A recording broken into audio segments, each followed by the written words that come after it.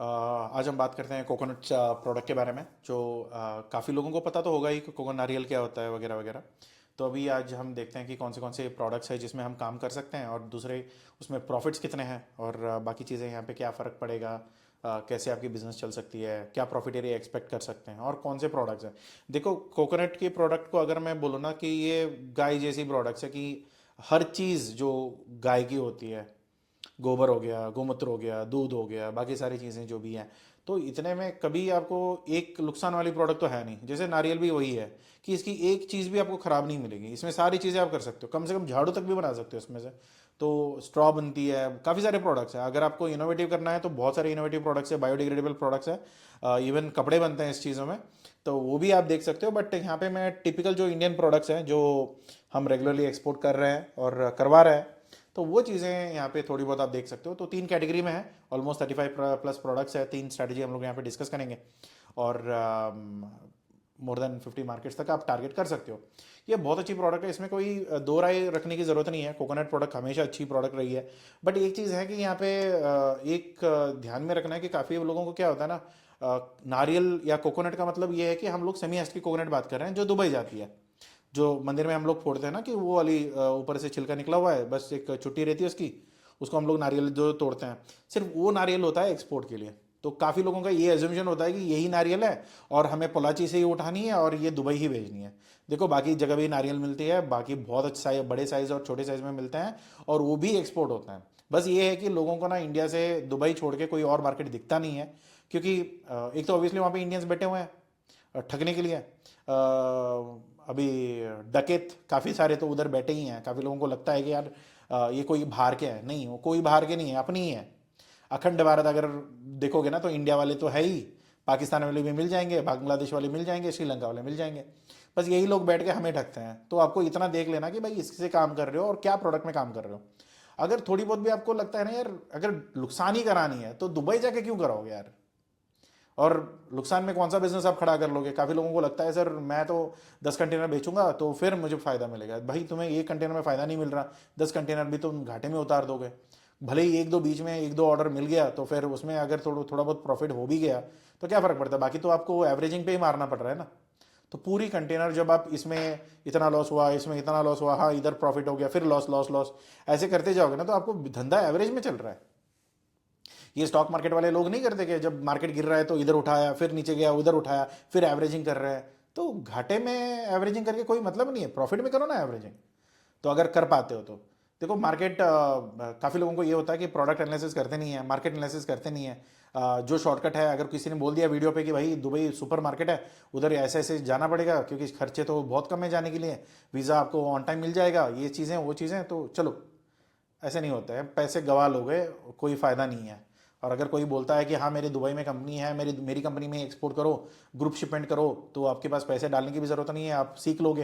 भाई कुछ नहीं सीखोगे तुम, क्योंकि ग्रुप शिपमेंट में कोई भी मेंटर आपको ये बोलता है कि भाई तुम लोग सीख लोगे, तो गलत बोल रहा है। क्योंकि ग्रुप शिपमेंट में क्या होता है ना, ना तुमको बायर पता चलेगा, ना तुम्हें सप्लायर पता चलेगा, ना कोई ऑपरेशन पता चलेगी, ना क्वालिटी का कुछ पता चलेगा। जब आप ज़मीन में उतरोगे ना, हज़ार चीज़ें आपको दिखेगी। अगर किसी के गाइडेंस से भी उतर रहे हो तो भी ठीक है। ग्रुप शिपमेंट के नाम पे जो ठगते हैं ना, वहां से दूर रहो, जितना दूर हो सकता है उतना दूर रहो उनसे। ठीक है। तो यहाँ पे देख लो कि कॉयर मार्केट है, क्योंकि नारियल के जितने भी प्रोडक्ट्स आते हैं उसमें कॉयर एक बहुत बड़ी प्रोडक्ट है जो उसमें आप बहुत काम आ सकता है। तो कॉयर का बिजनेस है अप्रोक्सीमेटली 6.8 मिलियन का, तो बिलियन का, तो उसमें आप काम कर सकते हो। कोकोनट प्रोडक्ट्स हैं, मैं सिर्फ नारियल की बेस प्रोडक्ट नहीं बोल रहा हूँ, उसकी हज़ारों वैल्यू एडेड प्रोडक्ट्स आते हैं, उसमें भी आप काम कर सकते हो। उसका 12.5 बिलियन का है। अगर आप कॉयर का ग्रोथ अगर आप देखोगे तो इंडिया की शेयर कितनी है, तो ऑलमोस्ट 85 to 90% का इंडिया का शेयर लेके बैठा है। तो जो प्रोडक्ट हम लोग ऑलरेडी डोमिनेट कर रहे हैं तो उसमें तो आप आ ही सकते हो, उसमें तो ज़्यादा प्रॉब्लम नहीं होना चाहिए आपको। क्योंकि यहाँ पे ऐसा नहीं लगेगा सर ये मार्केट डिमांड है या नहीं है। भाई डिमांड नहीं होता तो 90% लेके थोड़ी ना बैठते हैं हम लोग। तो बेसिक वाली क्वेश्चन है। काफ़ी लोगों ने, क्योंकि हमारी एक इंग्लिश वाली वीडियो भी अपलोड हुई है, तो काफ़ी लोगों के सवाल भी आते हैं कि इसी चीज़ के इर्द गिर्द। तो प्लीज़ आप थोड़ा सोच लो कि अगर 90% ये डिमांड नहीं होता, अगर हम डोमिनेट कर नहीं कर रहे होते या बाकी लोग सप्लाई नहीं कर रहे होते, तो फिर क्या फ़ायदा यार। ऐसे थोड़ी ना कोई आके हमको ऑर्डर दे जाता है। आप ट्राई करके देखो, आप घर पे सोए रहो, कोई आके आपको ऑर्डर दे के जाता है तो मुझे बता देना। ऐसे तो कभी नहीं होता है ना। तो मार्केट में जब आप काम करोगे तो इतना परसेंट का अगर ग्रोथ है कि इतना डोमिनेट हम लोग ऑलरेडी कर रहे हैं, तो वो तो डिमांड है तभी तो कर पा रहे हैं, वरना तो नहीं होता। और उसमें बचा ही कितना है यार, 15 से 10% हमने बाकी लोगों के लिए छोड़ रखा है, बाकी सारी चीज़ें हम खुद कर रहे हैं, तो उतना तो बड़ी डिमांड है। और दूसरा यूएसडी 1.1 बिलियन का आपको अगर देखोगे तो कॉयर एक्सपोर्ट्स है, तो जो इंडिया से हो रही है। अभी देखो इसमें से अगर अब मैं बिलियन की बात कर रहा हूँ, आप इसको यूएसडी छोड़ो, इसको सिर्फ आप करोड़ों में लेके आओगे ना, तो भी आपका हिसाब बन जाएगा, उसमें बड़ी चैलेंजेस वहाँ पे नहीं है। अभी देखो यूरोपियन यूनियन में या जहाँ पे भी हमारी एग्रीमेंट्स हो रही है, तो वहाँ पे भी आपको फ़ायदा मिलने वाला है, वहाँ पे भी आपकी ग्रोथ है।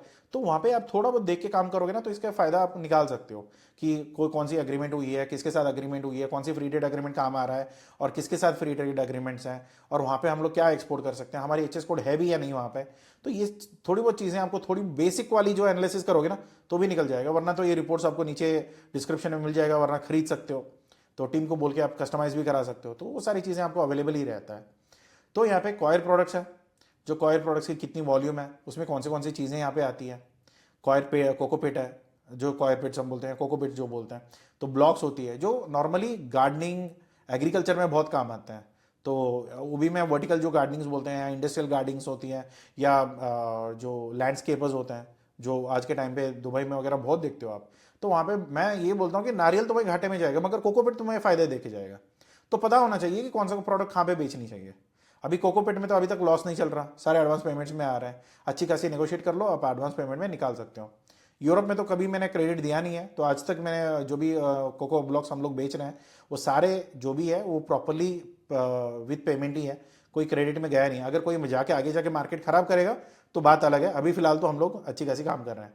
तो यान है, रोप है, मैथ्स है, तो वो आप देख सकते हो, विच इज़ अगेन 3.5 बिलियन का, सारे बिलियंस की है, कोई उससे कम वाला तो है नहीं। वैल्यू एडेड कॉयर प्रोडक्ट्स हैं। तो ये सारी चीज़ें देखो ना, कोको चिप्स हो गए, बाकी सारी चीज़ें जितने भी आपको यहाँ पे दिख रहे हैं ना, ये आप देखो देखो फ्रेश एंड जो फ्रोज़न भी आते हैं इसमें कोकोनट की, जो हम लोग नारियल जो घिसा हुआ नारियल होता है, जो नॉर्मली हम लोग खाने पे यूज़ करते हैं, तो इवन वो तक हम लोग अभी फ्रोज़न में सप्लाई कर पा रहे हैं। And it's a good market यार, बहुत अच्छी मार्केट है, बहुत अच्छी ग्रोथ है। और यहाँ पे अगर आप फिनिश गुड्स में अगर देखोगे तो चारकोल्स है, एक्टिव कार्बन्स है, ऑयल है, मिल्क है, पाउडर है, क्रीम है, ये सारी चीज़ें आज के टाइम पे वेगन के, मतलब अब देखो इसके सप्लीमेंट में कौन सा है, मिल्क पाउडर मिलेगा या मिल्क क्रीम मिलेगा या कुछ और चीज़ें मिलेगी। तो मिल्क तो यही हो गया ना कि गाय के या बफेलो की जो इसके जानवरों की होती है। मगर जो बंदे यहाँ पे वेगन वाले हैं, स्पेशली फ्रांस और जो उस तरीके के बेल्ट के हैं, तो वहाँ पे आपको जो वेगन चल रहा है, तो वहाँ पे आप देखो ना कि वेगन में प्लांट परफेक्ट सूटेबल प्रोडक्ट अगर मैं बोलूँ ना, तो वो कोकोनट है। तो यहाँ पे बहुत अच्छा फायदा आपका निकल जाएगा। अगर आपको प्रॉपरली उसका मार्केटिंग करने आ गया ना, तो वहाँ पे ऑलरेडी लोग रेडी है, तो लेने के लिए कोई बड़ा प्रॉब्लम नहीं है। बस आपके पास उस तरीके का पैकेजिंग, लेबलिंग, सर्टिफिकेशन हो, तो फिर बेस्ट है, गुड टू गो है, उसमें कोई प्रॉब्लम नहीं है। कोकोपिट आप देख सकते हो, कोकोपिट ब्लॉक आप देख सकते हो, फाइबर्स देख सकते हो, ब्राउन वाइट जो भी ग्रेड्स हैं, यान है, ट्विस्ट है, फिर बाद में रोप है, मैट्स है। तो ये सारी चीज़ें अप्रॉक्सीमेटली आप देखोगे ना, तो ये सारे HSN कोड्स है। और ये आपको HSN कोड तब काम में आएगा जब आपको ड्यूटी कैलकुलेट करनी है, जब आपको पैकेजिंग काम करना है, आपको कंप्लायंसेस चेक करनी है, और इसके साथ ही आपको ये चेक करना होगा कि फ्री ट्रेड एग्रीमेंट में ये HSN कोड है भी या नहीं। अगर है तो बहुत अच्छी बात है, अगर नहीं है तो फिर जो ड्यूटी स्टैंडर्ड है वो तो पढ़ने वाला ही है। तो FOB है। देखो नॉर्मली जो कोको की जो प्रोडक्ट्स है ना, वो यूरोपियन यूनियंस और बाकी रीजन में ना उतनी नहीं है ड्यूटी, तो आराम से आप कर सकते हो। तो FOB प्राइजेस यहाँ पे देख लो, तो ये सारे प्राइजेस है। अगर यूरोपियन यूनियन या US के लिए अगर आप देखोगे तो ये प्राइस बैंड है, इसको एग्जैक्टली मत मानना, ये आपके फ्राइट फॉरवर्डर आपको बता देगा। तो करीब करीब इतने मार्जिन पे आप काम कर सकते हो, कोई भी 20% से नीचे कम नहीं है यार। अगर आप काफ़ी आज आज भी आप लोग ये सोच रहे हो कि कौन से प्रोडक्ट में काम करना है, तो ये वही प्रोडक्ट्स है जो आपके लिए बेहतर है, आप आराम से इसमें काम कर सकते हो। टायर 2 में आपको देखो इसमें प्रोडक्ट्स थोड़ी बहुत फिनिश्ड या सेमी फिनिश्ड कैटेगरी में आते हैं, जो वैल्यू एडेड प्रोडक्ट्स है कोकोनट्स के या कॉयर के। तो वहाँ पे भी आपको देखो कि HSN कोड्स है, प्राइजेस FOB आपका मिल जाएगा। FOB में ना कोई भी पोर्ट आप पकड़ते हो, उसका बीच का जो कॉस्ट है ना, अगर वो हटा दोगे तो फिर आपका एक्सपोर्ट का प्राइसिंग आना चाहिए। अगर आप थोड़ी बहुत, क्योंकि नॉर्मली एक्सपोर्ट का प्राइसिंग हमें रेफरेंस पॉइंट में मिलता नहीं है, तो क्योंकि एक्सवर्क्स का एग्जैक्ट प्राइजेस कोई बताता नहीं है, हमारे पास जो भी मिलेगा वो FOB या CI प्राइस मिलते हैं। CI प्राइस उस कंट्री में मिलती है जिस कंट्री में हम टारगेट कर रहे हैं, और FOB प्राइजेस जो डिस्पैचिंग कंट्री है वहाँ पे आपको FOB प्राइस मिल जाती है। तो उन वजह से हमारे पास सिर्फ यही डेटा है। अगर इसके पीछे का डेटा अगर आपको चाहिए होगा तो आपको कस्टमाइज रिपोर्ट बनवानी पड़ेगी। तो इसमें भी मार्जिन आप देख लो, यहाँ पे नथिंग लेस देन 25% या 20%, ये लोएस्ट आपको 20 मिलेगा, वो भी फ्रेश कोकोनट में। मैं चाहता हूँ आप फ्रेश कोकोनट में काम मत करो या सेमी हश कोकोनट में काम मत करो, क्योंकि इन्होंने पूरा ऑलरेडी वहाँ पे कचड़ा कर दिया है, वहाँ पे पूरा रायता फैल चुका है, वहाँ पे आप ज़्यादा कुछ नहीं कर सकते। जैसा ऑनियन कितना गंदी बिजनेस आज के टाइम पे चल रहा है ना दुबई में, वही हालत सेमीएस का भी है। वहाँ पे भी आप अभी भी फाइट करके लॉस में ही बेचना पड़ेगा। कभी कभी नारियल फूट जाते हैं, कभी कभी नारियल से पौधा निकल जाता है, फिर वो उसका कोई मतलब नहीं, कभी कभी फूल निकल जाती है। तो ये सारी चीज़ें वो ठीक नहीं है आपको मार्केट के लिए। तो जो चीज़ें आपके हाथ में कंट्रोलेबल नहीं है, और अगर आप फर्स्ट टाइमर हो तो फिर जितना हो सके ये फ्रेश वाले जो होते हैं ना कि बम वाली चीज़ें हैं, मतलब भाई ये आज नहीं बेचा तो कल फट जाएगा अपने हाथ में, तो ये दूर रखो, उतना बेहतर है आपके लिए, वरना फिर आप अटक जाओगे इधर। तो ये प्राइसेस मार्जिन है, ये टायर 2 प्रोडक्ट्स है। अगर टायर 3 आप देखो ना, यहाँ पे फिनिश प्रोडक्ट्स है, यहाँ पे बहुत अच्छी मार्जिन आप उठा सकते हो। और साथ ही साथ इसमें ऐसा नहीं होगा कि पूरा कंटेनर भेजना पड़े, आपको आराम से एयर शिपमेंट भी आप कर सकते हो, एलसीएल भी आप कर सकते हो। कभी फुल कंटेनर की खर्चा उठाना पड़ा, फुल कंटेनर की लोड लेनी पड़ेगी, इतना बड़ा कैपिटल चाहिए, उतना नहीं है। आप आराम से छोटे जितनी भी, देखो क्या है ना, अपनी कैपेसिटी जान लो पहले, और उस कैपेसिटी के सामने किसको बेच सकते हैं उतना जान लो, फिर उन प्रोफाइल्स में आप कांटेक्ट करो तो वो काम आपका निकल जाएगा। हाँ बस यही है कि एक बार बोल के छोड़ दोगे तो फिर बिजनेस नहीं मिलेगी, पीछे पड़े रहना पड़ेगा। तो यहाँ पे देख लो, कोकोनट की चारकोल्स है, एक्टिव कार्बन्स है, ये सारी चीज़ें आपको फिल्टरिंग बड़ी प्रोडक्शन वैल्यू में निकल जाती है। फिर यहाँ पे वर्जिन कोकोनट ऑयल्स हैं, तो यहाँ पे कोपरा ऑयल भी मिलता है, नोरा कोकोनट कोल्ड प्रेस वाला, वो भी आप काम कर सकते हो, वरना फिर वर्जिन ऑयल तो आप कर सकते हो। मिल्क है, फिर क्रीम है, वाटर है। अभी देखो वाटर मैंने कभी इंडियन ब्रांड्स उतना ज़्यादा नहीं देखे, 2-3 कंपनीज मैंने ट्राई की हुई है काफ़ी। 2019 से हम लोग एक कंपनी के साथ काम कर रहे हैं जो अच्छी खासी कोकोनट वाटर्स में काम करते हैं, बट हाँ थोड़ी बहुत उनकी कभी कभी क्वालिटी नहीं, कंसिस्टेंसी नहीं रहती है। बट व्हेन इट कम्पेयर्स टू ये बाकी वियतनाम वगैरह आप कंपेयर करोगे ना, तो वहाँ पे आपको नारियल बहुत कंसिस्टेंट लेवल पे मिलता है, नेचुरल भी मिलती है, जो डायरेक्टली स्ट्रॉ इन करके आप डायरेक्टली ले सकते हो, या आपको बॉटल्स में भी मिलते हैं। तो ये थोड़ा आप देख लोगे ना तो फिर यहाँ पे भी आपका बहुत अच्छा काम मिलेगा। आज के टाइम पे लोकल में रेडी टू ड्रिंक वाले काफ़ी सारे प्लास्टिक बॉटल्स में आते हैं, बट कुछ दम नहीं है उस, अगेन दोबारा मिलावट की बातें हैं, कोई फ्रेश नहीं होता, सारे नेचुरल फ्लेवर्स और केमिकल्स ही होते हैं उसमें, नारियल के पानी बहुत ही कम होता है। तो थोड़ा देख लेना। फिर मिल्क पाउडर, तो वो भी आपको एक्सपायरी तो नहीं है, इसको तो आप लंबा लेके जा सकते हो। प्रोडक्शन प्रॉपरली अगर प्लान कर लोगे तो इतना कैपेसिटी तक आप आराम से रीच कर सकते हो।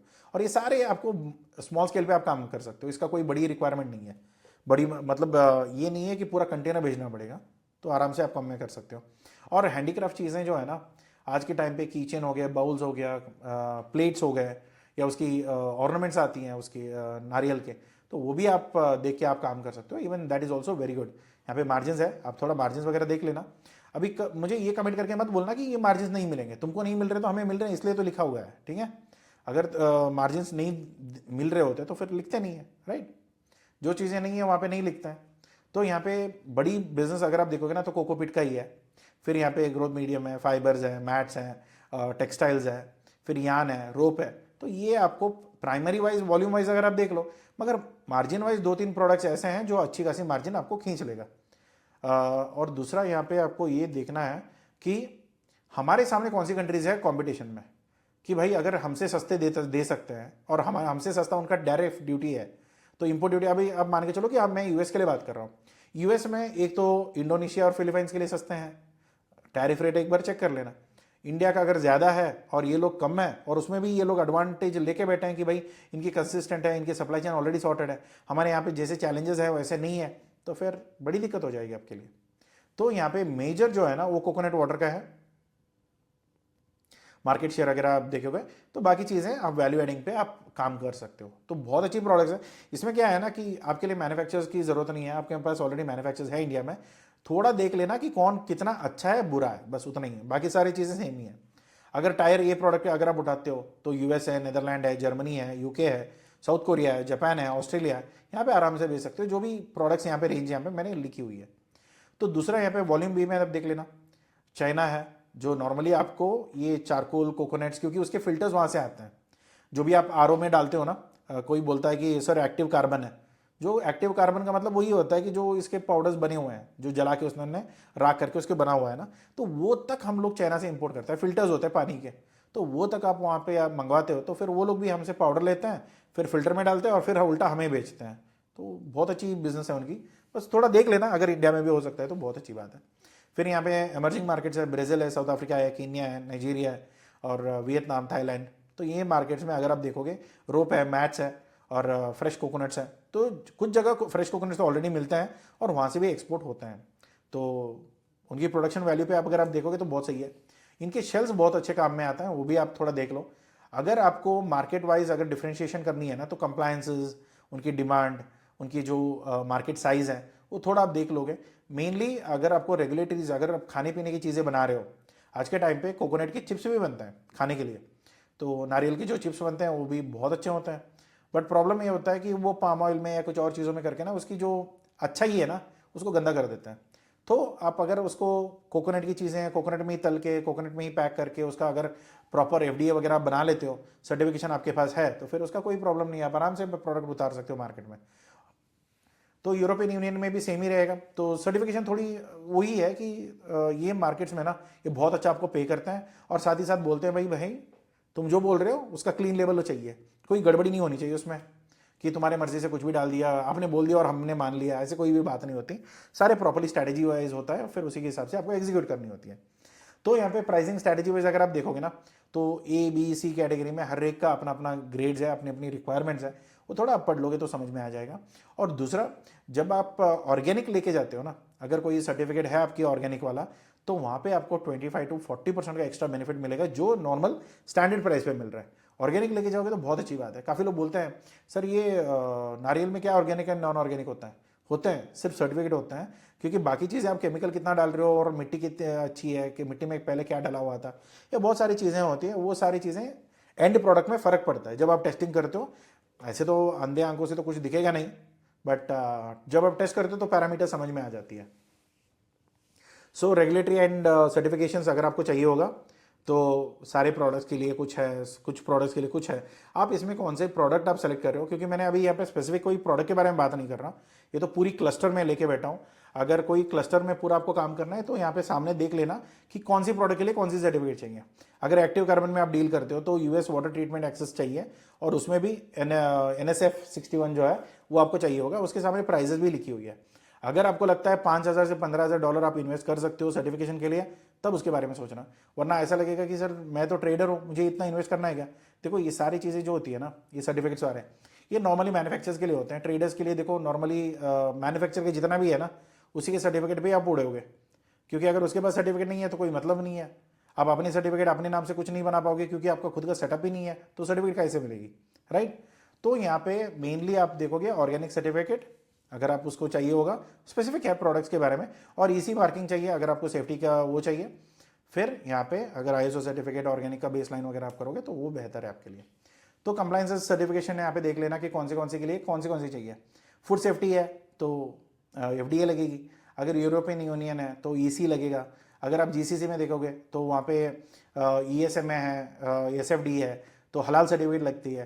तो ये सारी चीज़ें डिपेंड करेगा कि आपकी कौन सी रेंज में लेके जा रहे हो, तो उसके अकॉर्डिंग यहाँ पे वीडियो पॉज कर लेना और यहाँ पे देख लेना कि कौन से प्रोडक्ट है मेरे और कौन से मार्केट में मुझे कौन सी प्रोडक्ट उतारनी है, राइट? अगर टेक्सटाइल की है तो ये वाली लगेगी, अगर लेबलिंग की है तो ये वाली लगेगी, सस्टेनेबिलिटी का है तो ये लगेगा। तो ये बहुत सारी चीज़ें हैं जो आप वॉलेंटरी भी करोगे, कुछ मैंडेटरी भी है, कुछ चीज़ें आपको इसके बिना तो कर ही नहीं सकते हैं। तो ऐसे बहुत सारे हैं, मगर इंडिया से आपको नॉर्मल स्टैंडर्ड ही है, एक्सपोर्ट इंपोर्ट कोड लगेगा, RCMC लगेगी, वो भी कॉयर बोर्ड मतलब कोकोनट बोर्ड वाला।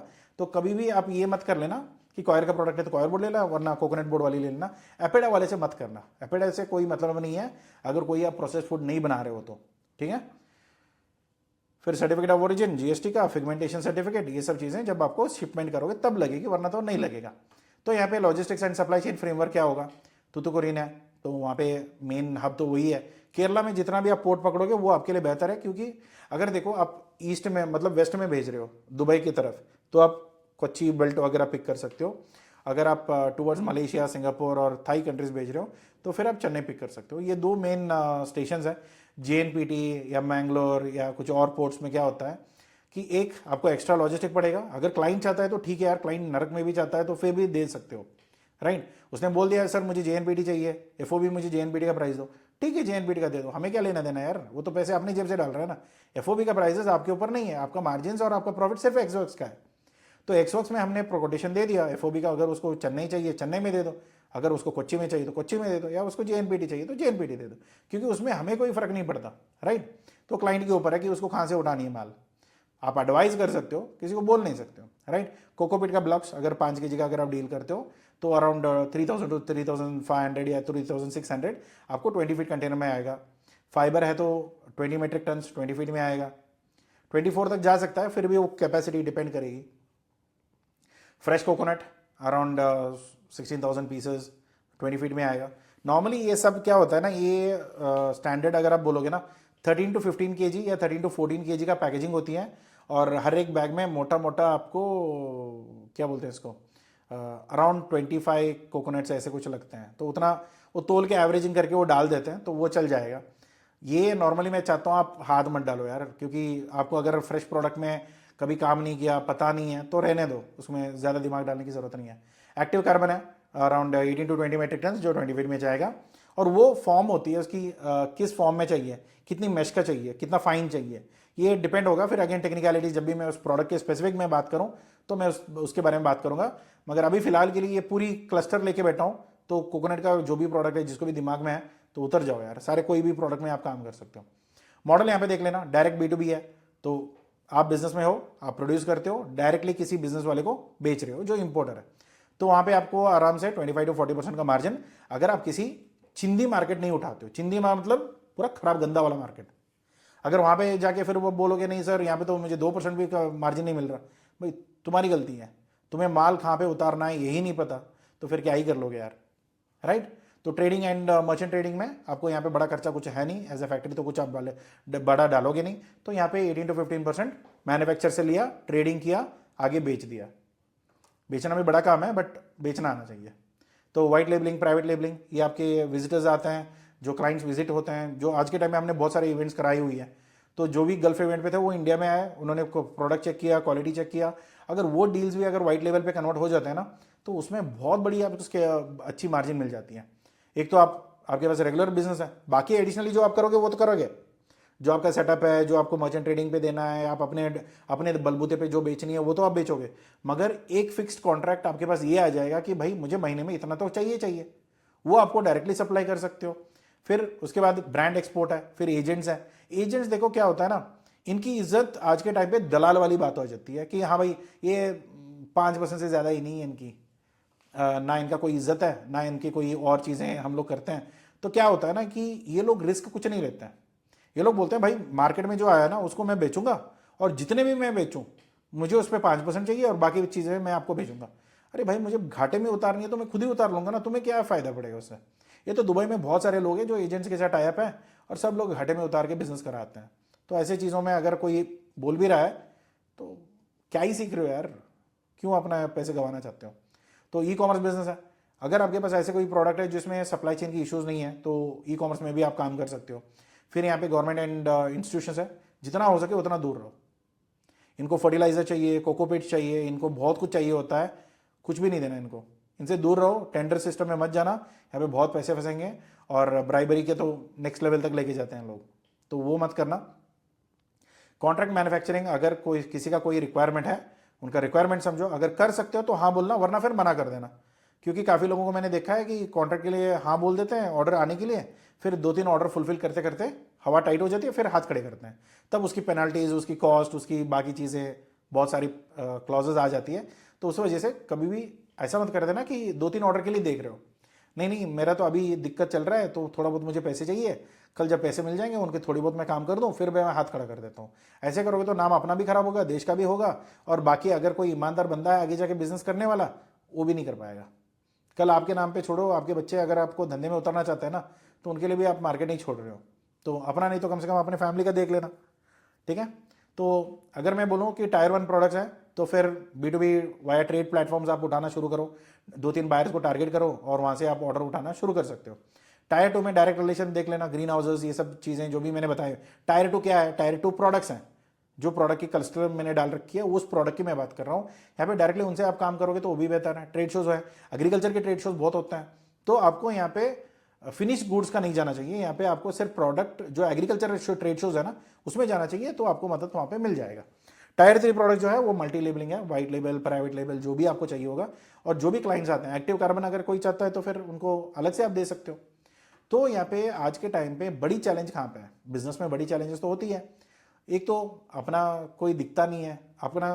काफ़ी बार ये होता है कि कंपनी का ओनर का लिंक्डइन प्रोफाइल भी नहीं है, लोग यूज़ भी नहीं करते हैं, और एसईओ वेबसाइट भी नहीं है, कुछ भी नहीं है, और बोलते हैं सर ऑर्डर नहीं मिल रहा। अरे भाई, तुम्हें अगर कोई सर्च करता है तुम तो मिलना तो चाहिए। तुम कम से कम है क्या, तुम मार्केट में हो या नहीं हो। अपने कहीं ईमेल भेज देते हैं, वो भी जीमेल से। अरे यार, स्पैम वाले भी आजकल डोमेन डाल के भेजते हैं। Amazon.com के ऊपर कुछ और लेते हैं वो लोग, तो वो लेके भेजते हैं, तभी वो स्कैम कर पा रहे हैं। तो तुम अपने बिजनेस के लिए आप नहीं कर पा रहे हो यार, अपने डोमेन ले नहीं पा रहे हो। अराउंड 200 रुपये का पड़ता है महीने का। अगर आप एक डोमेन लेते हो ना, 200 रुपये का एक ईमेल आईडी मिलती है। एक ले लो यार, उससे काम चल जाएगा आपका। ठीक है, तो कैपेबिलिटी गैप है।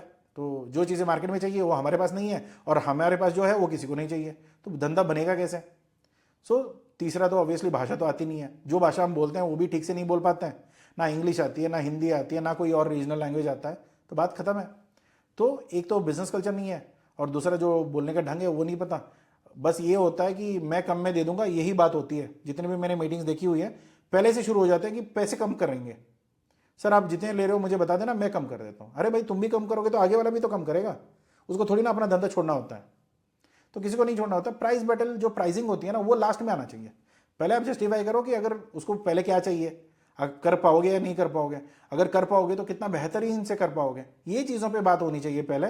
कि पहले ही आप ऑफर लेके बैठ जाते हो कि नहीं भाई मैं इतने में करूंगा, जो दे रहा है वो बोल देना मैं करवा देता हूँ। नहीं होता ऐसा।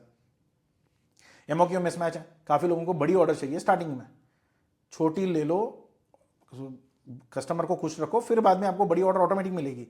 अगर आपको लगता है कि भाई आपका एमओक्यू पे ही आपका पूरा बिजनेस खड़ा करना चाहते हो, तो नहीं होने वाला है। इतना बड़ा एमओक्यू मैंने देखी हुई है काफ़ी लोगों की, इतनी बोलते हैं आधा कंटेनर का मिनिमम लोड चाहिए। आधा कंटेनर का मिनिमम ऑर्डर देने वाला तो तुमसे ट्रायल क्यों कराएगा, उसको तो देखना है ना सैंपल। तो सैंपल छोटी क्वांटिटी में होना चाहिए। एक छोटी क्वांटिटी में सैंपल भेज दो, उसके बाद छोटा क्वांटिटी में एमओक्यू उठा लो, 2-3 ट्रायल ऑर्डर कर लो, फिर बाद में अपने आप ही एडवांस पेमेंट आ जाएंगे। क्योंकि उसको भी भरोसा है ना। अभी आप पहले ही इतना बड़ा मांग लोगे तो फिर कौन देगा। तो प्राइस कम्युनिकेशन फेल्यूर है। तो प्राइस कम्युनिकेशन में भी दिक्कत आती है। तो ना ट्रांसपेरेंसी है, ना यहाँ पे फ्राइट फॉर्वर्डर कुछ बताएंगे, फिर बाद में जाके लोगों को पता चलेगा कि भाई ये तो ठीक नहीं हुआ मेरे साथ, राइट, वहाँ पे तकलीफ आ जाएगी। फिर यहाँ पे सैंपल मैनेजमेंट इश्यूज है। अभी देखो, पूरी कंटेनर में तो गड़बड़ी होती है, काफ़ी लोगों से डुबा देते हैं कंटेनर, पूरी रेपुटेशन खराब कर देते हैं। मगर काफ़ी लोगों को मैंने ये भी देखे हैं, वो इतने सक्षम है कि वो सैंपल ऑर्डर तक भी मौत मार देते हैं, कि सैंपल ऑर्डर में भी खराबी कर देंगे तो फिर क्या ही चलेगा। यहाँ पे आपकी जो भी पेमेंट गैप्स वगैरह होता है ना, तो ये नॉर्मली आपके मार्केट की वजह से होता है। जो मार्केट आप पिक करते हो, तो अगर वो मार्केट में डिमांड नहीं है या ओवर सप्लाई आ रहा है, तो आपको दिक्कत हो सकती है। फिर यहाँ पे डॉक्यूमेंटेशन के गैप हो सकते हैं, कंप्लाइंस ठीक से मैनेज नहीं होता है, या आफ्टर सेल्स की जो मैनेजमेंट होती है वो नहीं कर पाते हैं। तो रिपीटेड ऑर्डर्स भी काफ़ी बार दिक्कत आ जाता है। देखो, हर बार क्या होता है ना, एक बायर है उसके साथ दूसरा बायर आना चाहिए। अगर ऐसा होता है कि एक बार आया गया, दूसरा बायर आया वो गया, तो आपका मार्केटिंग कॉस्ट कभी कम होगा ही नहीं। तो वहाँ पे भी आपको चैलेंजेस आ सकती है। आज के टाइम पे आप सेल्स नेविगेटर यूज़ कर सकते हो, अलीबाबा में लिस्ट आउट करा सकते हो, गूगल ऐड चला सकते हो, या इंडस्ट्रियल जो प्लेटफॉर्म्स है वो आप यूज़ करके अपना काम निकाल सकते हो। तो आज के टाइम में बिजनेस देने वाले कम नहीं है, पैसे देने वाले कम नहीं है। अगर प्रॉपरली अगर प्रोडक्ट और जिस तरीके से कम्युनिकेट कर सकते हो वो प्रॉपरली अगर आप कर लोगे, तो आपका बिजनेस यहाँ पे बन जाएगा। तो ये सारे ट्रेड शोज हैं, जिसकी जिसकी क्या क्या प्रोडक्ट्स है उसके अकॉर्डिंगली आप प्लान कर सकते हो। कि यहाँ पे पहले देख लेना कि सारे ट्रेड शोज में जाने की जरूरत नहीं है। जो ऑर्गेनाइजेशंस हैं, जो ऑर्गेनाइजर है, जो ऑर्गेनाइज करवा रहा है इवेंट, अगर उसकी कैपेसिटीज़ हैं, कितनी वॉक इन है, कितने पैसे लगेगी, और किस प्रोडक्ट की प्रमोशन वहाँ पे होगा, तो उसके अकॉर्डिंगली डिपेंड होगा। कि अगर यहाँ पे गल्फ फूड में ना काफ़ी लोग क्या करते हैं कि ये कोकोपीट वगैरह की प्रमोशन करते हैं, उसकी कोई ज़रूरत नहीं है। भले ही आपकी कंपनी करती हो, मगर वहाँ पे डालने की ज़रूरत नहीं है। आप उस मार्केट में क्या डिस्प्ले करना चाहिए, क्या बिकेगी, और किसकी कौन सी प्रोडक्ट के लिए आप बायर को अट्रैक्ट करना चाहते हो, वो प्रॉपरली क्लियर होना चाहिए। वरना क्या होगा कि मेरे पास ये भी मिलेगा, वो भी मिलेगा, मेरा भाई का, चाचा का, मामा का लड़के का पास ये है, उसकी ज़रूरत नहीं है यार, उसको कोई नहीं पूछेगा। क्योंकि वहाँ पे भी जो लोग आएंगे उनको भी दिमाग में रहता है कि उनको क्या चाहिए। आपको भी पता होना चाहिए आपको क्या बेचना है और किस तरीके से बेचनी है, तब आपका बिजनेस यहाँ पे बन सकता है। वरना फिर it's a waste of time and money. तो यहाँ पे स्ट्रेंथ अगर आप पूरा अगर सारे प्रोडक्ट के लिए एक्चुअली स्वॉट एनालिसिस नहीं करना चाहिए, क्योंकि जब आप क्यूमुलेटिवली स्वॉट एनालिसिस करते हो तो उसकी एक्यूरेसी कम हो जाती है। तो यहाँ पे स्ट्रेंथ वाइज अगर आप देखोगे तो कॉयर प्रोडक्ट में इंडिया डोमिनेट कर रहा है, और ईयर ऑन ईयर बहुत अच्छी कोकोनट एक्सपोर्ट हो रही है, प्रोडक्शन भी बहुत अच्छा है। तमिलनाडु, केरला, कर्नाटका में आपको बहुत अच्छा प्रोडक्ट्स मिल जाएंगे। बट प्रॉब्लम यही है कि अगर केरला में बाढ़ आ गया ना, तो फ्लड वगैरह जब हो जाती है, तो फिर वहाँ पे प्रोडक्शन भी कम हो जाती है, उसकी सप्लाई चेन आपको टैम्पर कर सकता है, और सीजनल प्रोडक्ट है तो वो थोड़ा आप देख लेना।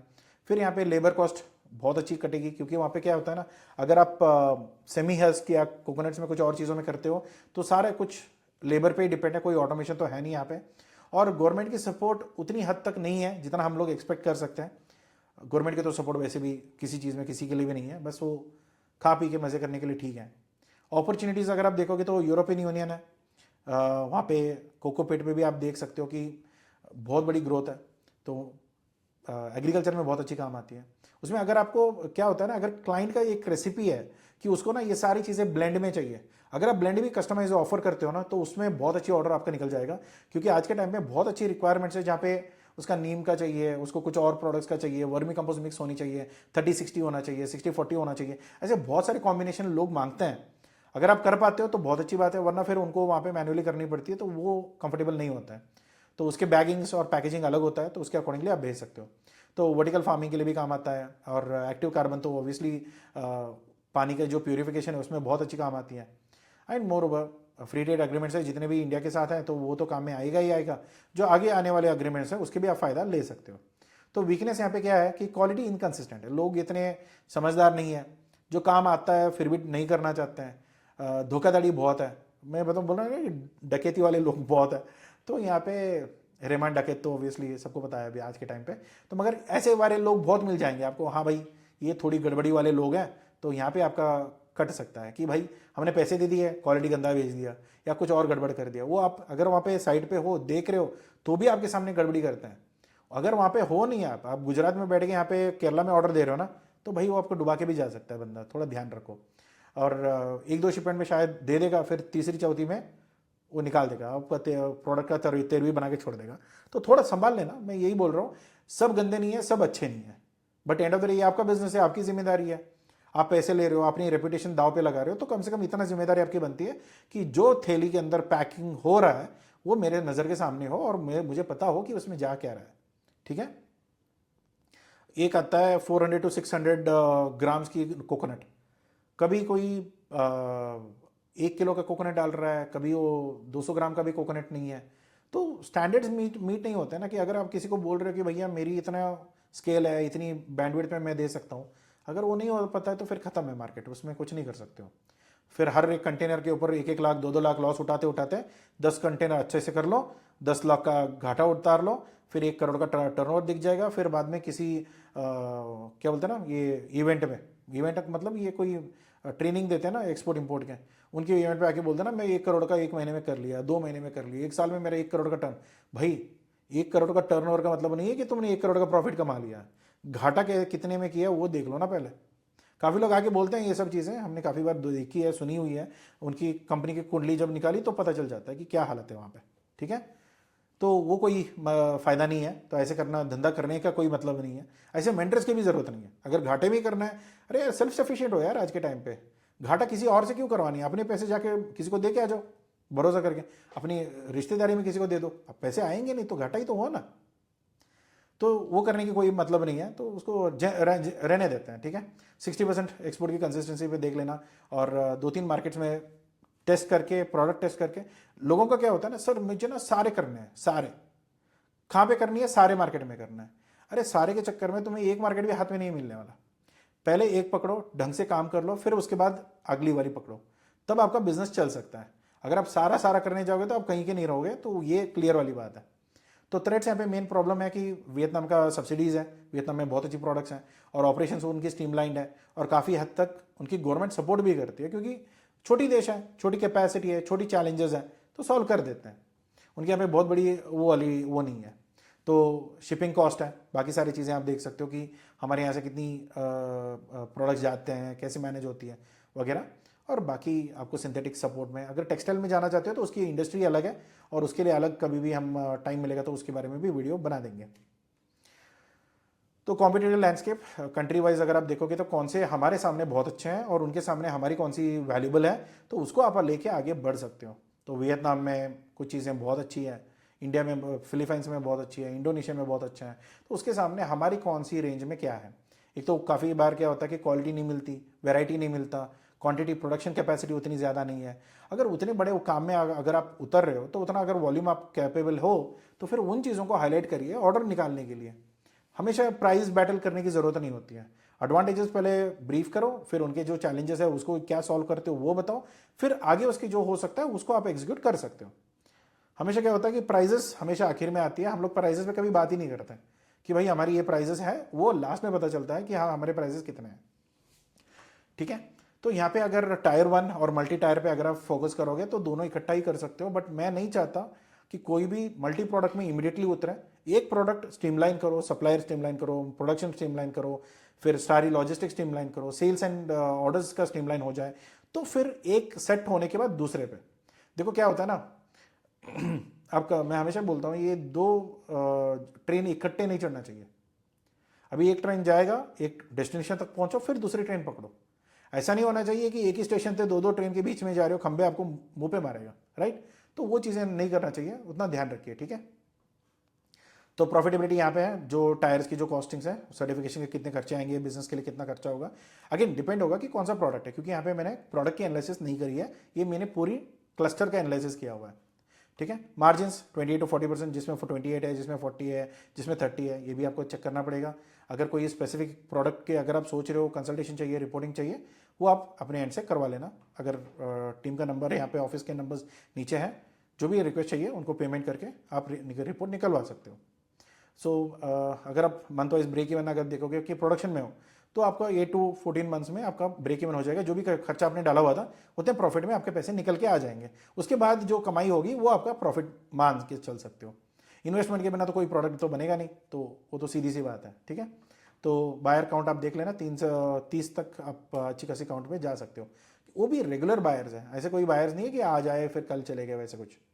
फाउंडेशन है, फिर मार्केट एंट्री है, फिर फर्स्ट एक्सपोर्ट है। आपको जो भी डॉक्यूमेंटेशन चाहिए होगा, जो भी चीज़ें चाहिए होगी वो करवा सकते हैं, हम खुद करवा के देते हैं। फिर मार्केट एंट्री में कोई मदद चाहिए होगा, हमारे प्लान्स है वो आप ले सकते हो। या वरना तो चीज़ें सिंपल है यार, आज के टाइम पे लिंक्डइन पे कनेक्ट करके आप लोगों से बात करोगे, उनको क्या बोलना है, अगर वो चीज़ें आपको पता है तो आपको बस रिस्पॉन्स आ जाता है। तो फिर फर्स्ट एक्सपोर्ट में आपको देखना पड़ेगा कि क्या रिस्पॉन्स है, तो बायर्स को आप कैसे कन्विंस कर पाते हो, प्राइजेस क्या वर्कआउट होती है, सिस्टमेटिकली क्या कर सकते हो। फिर बाद में एक ऑर्डर के बाद दूसरा ऑर्डर आएगा या नहीं आएगा, बीच में कहाँ कहाँ गलतियाँ हुई है, क्या क्या फिक्स करने होंगे, ये सब चीज़ें आपको देखनी पड़ेगी। ठीक है, और गवर्नमेंट की सपोर्ट स्टैंडर्डाइज्ड है, रोड टैप मिलेगा, इंसेंटिव्स मिलेगी, इंटरेस्ट में आपको लोन मिल जाएगा। मार्केट डेवलपमेंट के लिए अगर आपको चाहिए तो मार्केट का जो इंसेंटिव्स होता है, जब अगर कोई ट्रेड शो पे आप जाते हो उसके भी आपको पैसे मिलते हैं, वो भी मार्केट की जो इंसेंटिव्स होते हैं वो भी आप क्लेम कर सकते हो। नॉर्मली क्या होता है ना, इसके लिए ना आपका कोकोनट बोर्ड या कॉयर बोर्ड पे रजिस्टर होना मैंडेटरी है। तो फिर टेक्निकल असिस्टेंट हो गया, एपिडा का असिस्टेंस हो गया। एपिडा मैं नॉर्मली चाहता नहीं हूँ कि अगर आप कोई प्रोडक्शन वाली प्रोडक्ट नहीं है तो फिर आपको ऐसी कोई प्रोसेस वाली प्रोडक्ट नहीं है तो फिर एपिडा लेने की ज़रूरत नहीं है। फिर आप देख लेना ईसीजीसी का, अगर आपके पैसे क्रेडिट में देने पड़ रहे हैं, मैं चाहता हूँ 2 मंथ अगर दे रहे हो तो फिर ईसीजीसी पे आप इंश्योरेंस करवा के चलो। अगर उसके बाद भी अगर आपके कहीं पे ये होता है ना कि सर मुझे ना 2-3 मशीन से मंगवानी है और मुझे इंपोर्ट ड्यूटी बहुत तगड़ा पड़ रहा है, वो इंपोर्ट ड्यूटी भी आप छुड़वा सकते हो अंडर ये स्कीम के अंदर। तो स्कीम्स देख लेना कि क्या स्कीम है, कितना है, कैसा है, और उस स्कीम के अंदर आपको एग्जिबिशन कितना मिल सकता है, सारी इंपोर्ट ड्यूटी कम हो जाती है। तो वहाँ पे आपको कमिटमेंट देना पड़ेगा कि भैया मैं जो माल मंगवा रहा हूँ या जो मैंने सामान मंगवाई हुई है उसके सामने ना मैं इतना एक्सपोर्ट करूँगा, तो मैंने जो माल मंगवा रहा हूँ ना उससे जो प्रोसेस होगा, उससे जो फाइनल प्रोडक्ट बनेगी वो प्रोडक्ट मैं एक्सपोर्ट करूंगा, वो कम से कम इतना वैल्यू का होगा या इतना गुना इसका कमिटमेंट मैं दे रहा हूँ। तो तब ये एग्जिबिशन स्कीम पे आपको ये अप्रूवल मिल जाएगा, तो ये अप्रूवल लेके आप फिर इंपोर्ट करवा सकते हो। वहाँ पे आपको इंपोर्ट ड्यूटी देने की ज़रूरत नहीं है। अगर मीट नहीं होता है तो भाई जो खाया हुआ है, जो पैसे आपने बचाए हुए हैं उसके ऊपर इंटरेस्ट डाल के उनको वापस करना पड़ता है। तो उतना थोड़ा देख लेना कि ज़्यादा कमिटमेंट ना कर दे, या बड़बोलेपन पे बोल दिया फिर बाद में नहीं हो रहा है तो फिर दिक्कत हो सकती है। फिर स्टेट वाइज इंसेंटिव्स होते हैं, कुछ गवर्नमेंट देते हैं। कर्नाटक में तो जहाँ तक मैं जानता हूँ तो कुछ है नहीं, जो है वो भी खत्म हो रहे हैं। तो आप देख लेना, ओवरऑल प्लान कर लो, कोई भी स्टेट से आप बिलोंग कर रहे हो। ठीक है, तो इनोवेशन वैल्यू एडिंग प्रोडक्ट्स आज के टाइम पे अगर आप बायो प्लास्टिक में अगर आप काम करते हो तो जो प्लास्टिक चीज़ें जो गन्ने के छिलके से, नारियल से, कुछ और चीज़ों से बन रही है, उनमें बहुत बड़ा फ़ायदा है। अगर वैसे कोई इंडस्ट्री आप देख रहे हो तो बहुत अच्छी क्लाइंट्स हमारे पास हैं जो बल्क वॉल्यूम पे प्रोक्योर करना जानते हैं और चाहते हैं। ठीक है, और प्रोटीन्स हैं, फ्लावर्स हैं, तो वो सारी चीज़ें आप देख सकते हो। और आज के टाइम में स्नैक्स हैं जो कोकोनट के जो स्नैक्स आते हैं वो भी बहुत प्रीमियम में बिकते हैं, बस उसके अडल्ट्रेशन और शुगर क्वांटिटी थोड़ा देखना पड़ेगा, क्योंकि 2-3 सैंपल्स हमारी रिजेक्ट हुई है just because of sweetness, sugar की मात्रा बहुत ज़्यादा था। तो ऐसे भी आप देख सकते हो। फिर वर्जिन वर्जिन ऑयल हो गया या कोकोनट कोल्ड प्रेस ऑयल हो गया, वो आप चीज़ें प्लान कर सकते हैं। और ये सब चीज़ें आपको ऑलरेडी, अगर आपको रिपोर्ट सेपरेटली चाहिए वो आप मंगवा सकते हो। तो कम से कम इतनी रिकमेंडेशन है भाई, क्वालिटी पे ध्यान दो, क्योंकि क्वांटिटी तो कोई भी दे देगा घटिया वाला, क्वालिटी नहीं मैटर करेगा तो फिर कोई मतलब नहीं है, बिजनेस दोबारा कोई क्लाइंट आएगा नहीं। सर्टिफिकेशन, मार्केट एक्सेस पता होना चाहिए कि कौन सी सर्टिफिकेशन कौन से मार्केट के लिए चाहिए, कौन सा मार्केट है अपने लिए, कौन सा अच्छा मार्केट है, कौन सा बुरा मार्केट है, किस मार्केट में पैसे मिलेंगे, किस मार्केट में पैसे नहीं मिलेंगे, और किस मार्केट में हमें मार्जिन ही नहीं है। तो ओवरऑल आप देख लो कि आपको कौन सा सूट करेगा। अगर हमारे मदद चाहते हो तो हम लोग सर्विसेज अवेलेबल है, वो भी आप ले सकते हो। Digital first. दूसरा क्या है कि बायर एक्विजिशन के टाइम पे ना आपको कम से कम विजिबल रहो, जीमेल से ईमेल मत भेजो, कोई मतलब नहीं हो उस चीज़ का। मार्केट डाइवर्सिफाई करो, पहले एक मार्केट पकड़ो, एक बायर से अच्छी खासी बात हो जाए तो वो लेगा नहीं लेगा, वो क्या क्वेश्चंस पूछेगा, ये सब चीज़ें समझ के दूसरी मीटिंग के लिए पिच कर सकते हो। फिर यहाँ पे वैल्यू एडिंग की जो पाइपलाइंस है वो आप ऐड ऑन कर सकते हो। अगर क्लाइंट को ये भी चाहिए, ये भी चाहिए, ये भी चाहिए, पूरा बंडल बना के भी आप दे सकते हो। सस्टेनेबल डॉक्यूमेंटेशन है या उसकी कभी कभी क्या होता है, ये कोकोपीट में तो वेरिएंट चाहते हैं कि वर्मी कंपोस्ट भी मिक्स हो जाए, वो भी मिक्स हो जाए। पहले सैम्पलिंग कर लो, फिर उसके बाद में मान लेना कि भाई ये हम लोग करके दे सकते हैं। अगर इससे ज़्यादा कुछ चाह रहे हो तो फिर वो हमें नहीं पता, वो नहीं करवा सकता ऐसे कुछ। मैं क्योंकि काफ़ी लोगों को देखता हूँ, स्टार्टिंग में हाँ तो बोल देते हैं, फिर उसके बाद उनसे नहीं हो पाती, तो फिर लीगल में फंसते हैं, कंप्लायंस में फंसते हैं, फिर पैसे वापस करने पड़ते हैं, रेपुटेशन दाव पे लगता है, और आज के टाइम में धोखाधड़ी करके आप बचोगे नहीं, तो वो सब चीज़ें बड़ी मुश्किल हो जाती हैं। फाइनेंशियल रिस्क मैनेजमेंट है, स्ट्रैटेजिक ट्रेड शोज़ हैं, टेक्नोलॉजी अडॉप्शन है, तो फिर यहाँ पे लेवरेजिंग जो गवर्नमेंट की सपोर्ट है वो आप लेके आराम से काम कर सकते हो। अगर आप हमसे कोई मदद चाहते हो एक्सपोर्ट इंपोर्ट बिजनेस में, तो आपको अगर कंसल्टेशन चाहिए, रिपोर्ट चाहिए, वो आपको मिल जाएगा।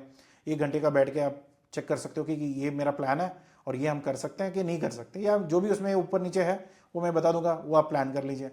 अगर आपको लगता है कि सर मुझे ना 1 घंटे में मेरी फ़ायदा नहीं हो पाएगा, मैंने कोर्स तो सारे ले रखे हैं पहले, और उससे मुझे कोई मदद नहीं मिली, और मेरी जो चैलेंजेस है वो प्रैक्टिकल चैलेंजेस है, और प्रैक्टिकल चैलेंजेस जब जब मैं करने जाऊँगा तब आएगी, तब मुझे कोई हेल्प चाहिए, तो उसके लिए 12 महीने का पैकेज है, तो वो भी आप ले सकते हो कि पूरा 12 महीने के लिए हम साथ में रहेंगे।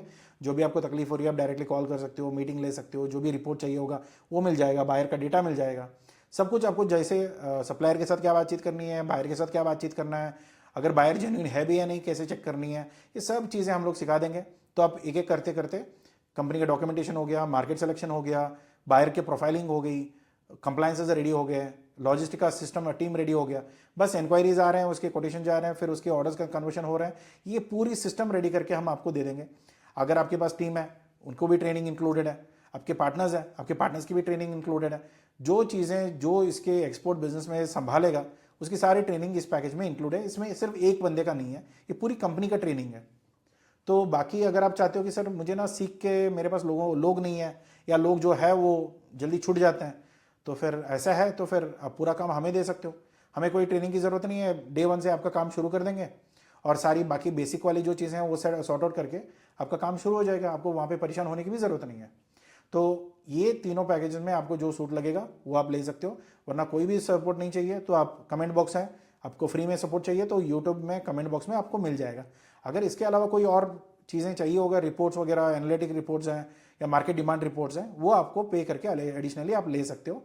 या अगर आपको कंप्लायंसेस है, मतलब अभी मान के चलो कि कंपनी रजिस्ट्रेशन करनी है, तो कंपनी रजिस्ट्रेशन का भी अलग सर्विसेज है, वो भी आप ले सकते हो। तो इसमें कंप्लीट सपोर्ट है, सारे सब कुछ एक ही अंडर आपको मिल जाएगा। मगर हम सिर्फ लॉजिस्टिक्स या सिर्फ ये चीज़ें, सिर्फ बायर ढूंढना, ये सर्विसेज नहीं है। तो बायर ढूंढने के लिए क्रेडिबिलिटी चाहिए, क्रेडिबिलिटी के लिए डिजिटल चाहिए, डिजिटल के साथ सारा सब कुछ प्रॉपर्ली मैनेज होना चाहिए। अगर वो नहीं हो रहा है तो बायर नहीं मिलने वाला। तो सिर्फ बायर ढूंढ के कोई आता है तो ऐसा कोई अलग सा सर्विस नहीं मिलता है, पूरा बंडल लेना पड़ेगा तभी काम बनेगी। वरना कभी भी आप अपने भी बिजनेस के लिए भी कभी ये मत सोच लेना कि सिर्फ बायर ढूंढने से मिल जाएगा, वो भरोसा कर देगा, वो पैसा दे देगा, वो ऑर्डर निकाल देगा, ऐसा कभी नहीं होता है। तो ध्यान रखिए, क्योंकि एक बंदे का भरोसा जीतने के लिए, वो भी इंटरनेशनल वाला जिसको आप जानते नहीं हो, सिर्फ आपसे बोलचाल में वो बातें हो रही है, तो फिर वो आपको भरोसा कैसे करेगा जब आपके डिजिटल फुटप्रिंट भी नहीं है, राइट। तो ये सब चीज़ें ध्यान रखिए और काम करिए। अगर कहीं पे हमारी ज़रूरत पड़ती है तो ये हमारी ऑफिस एड्रेस है, आपको अगर चाहिए तो कंसल्टेशन बुक कर लीजिए। फिर अगर उसके बाद अगर आपको कस्टमाइजेशन चाहिए, कंप्लायंसेस चाहिए, वो भी आप करवा सकते हैं। फिर उसके बाद जो प्लान आपको ठीक लगेगा वो लेके आप शुरुआत कर सकते हैं। एक 90 डेज का प्लान है, 180 डेज का प्लान है, जैसे भी आपको एग्जीक्यूशन प्लान आपको डिसाइड करनी है वो डिज़ाइन करके हम दे देंगे। उसके अकॉर्डिंगली आप काम करना शुरू करो। ट्रेनिंग चाहिए तो ट्रेनिंग मिल जाएगी, काम करवाना है तो काम करके दे देंगे। अगर आपको सिर्फ प्लान वैलिडेट करवानी है, सिर्फ मुझे चेक करना है कि कर सकते हैं कि नहीं कर सकते हैं, वो भी हम आपको सपोर्ट कर देंगे, उसमें भी आपको प्रॉब्लम नहीं आएगी। तो यहाँ पे पूरी ओवरऑल सपोर्ट आपको मिलेगा।